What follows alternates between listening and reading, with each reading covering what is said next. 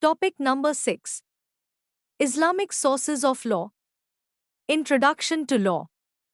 Islamic law, also known as Sharia, is derived from divine guidance and principles set forth by Allah and His Prophet Muhammad, peace be upon him. It serves as the legal framework for Muslims, covering aspects of worship, morality, personal conduct, and governance. The sources of Islamic law are broadly categorized into primary sources, which are directly revealed, and secondary sources, which are derived through human reasoning and interpretation. 1. Islamic sources of law, the Quran. Islamic law, also known as Sharia, is primarily derived from divine sources, with the Quran being the foremost and most authoritative source. The Quran is believed by Muslims to be the direct word of Allah, God, revealed to the Prophet Muhammad, PBUH, through the angel Jibreel, Gabriel. It serves as a comprehensive guide for personal conduct, legal principles, social justice, and spiritual well-being.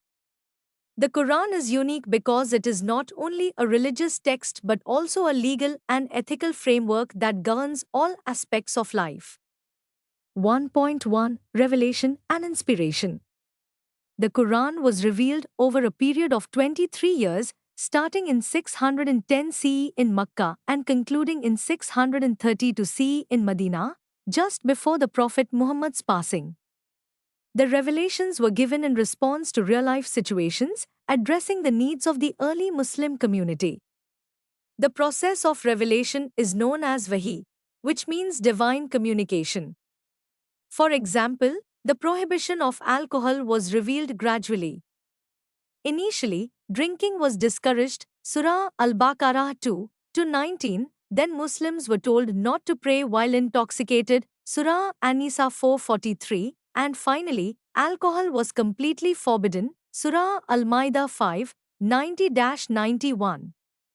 This gradual approach shows how the Quran adapts to social realities while ensuring long-term moral and legal development.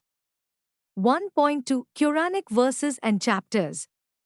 The Quran consists of 114 chapters, surahs, and over 6,000 verses, ayahs, covering topics related to worship, morality, social justice, crime, trade, marriage, divorce, inheritance, and governance. Some chapters focus on legal matters, such as Surah Al-Baqarah, Chapter 2 discusses legal aspects of contracts, trade, inheritance, and fasting. Surah An-Nisa, Chapter 4 focuses on family law, inheritance rights, and justice for women and orphans. Surah Al-Ma'idah, Chapter 5 contains rulings on food, punishment for theft, and justice in society. For example, Islamic inheritance laws are clearly detailed in Surah An-Nisa 4:11-12, which specifies the shares of wealth for sons, daughters, spouses, and other relatives. This ensures fairness and prevents wealth from being concentrated in the hands of a few individuals. 1.3 Quranic interpretation and tafsir. Since the Quran is written in classical Arabic, it requires interpretation to understand its meanings fully. This process is called tafsir, exegesis.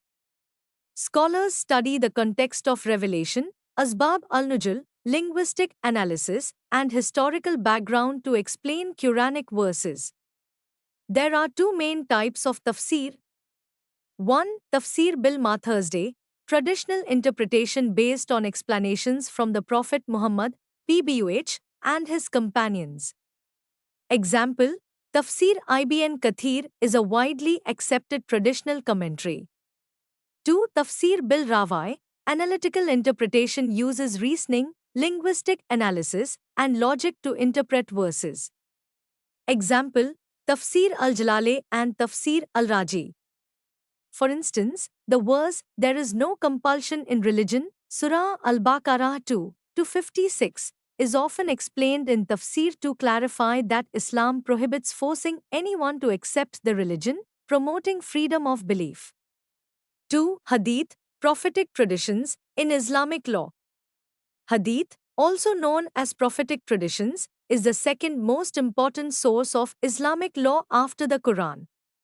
It refers to the sayings, actions, and approvals of Prophet Muhammad, PBUH, which help in understanding and interpreting Islamic teachings. The Hadith provides details on various aspects of life, including worship, ethics, social conduct, business transactions, and legal rulings. Since the Quran often provides general principles, Hadith plays a crucial role in explaining and elaborating on them. For example, the Quran commands Muslims to pray, but it does not describe how to perform prayers. This is explained through Hadith. Types of Hadith. Scholars have categorized Hadith based on their reliability and transmission. The two main types are Mutawatir and Ahad. 1. Mutawatir Hadith. These are narrations that have been transmitted by a large number of people in every generation, making it impossible for them to be fabricated. These Hadith are considered authentic beyond doubt. Example: the Hadith about the 5 daily prayers being an obligation is Mutawatir because it has been widely reported. 2. Ahad Hadith. These are narrations that have been reported by a limited number of people. Ahad Hadith are further divided into Sahih, authentic, strong and reliable Hadith, such as many found in Sahih Bukhari and Sahih Muslim. Hasan, good, slightly weaker than Sahih but still acceptable for Islamic rulings. Daif, weak, a hadith with questionable reliability due to weak narrators or gaps in transmission.